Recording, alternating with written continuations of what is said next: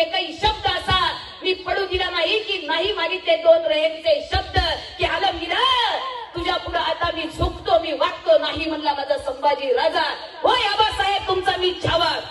आबासाहेबच्या उघड्या डोळ्यांनी या स्वराज्याचं देखणं स्वप्न मी बघित राहिलो.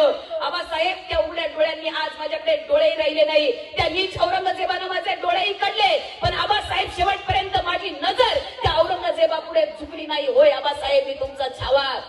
आबासाहेबच्या दोन हातानं ढाल आणि तलवार सांभाळली. आबासाहेबच्या दोन हातांनी माता माय मौल्यांचं, शेतकऱ्यांचं, 18 पगड जातीचं आणि 12 बलुतेदारांचं मी रक्षण केलं.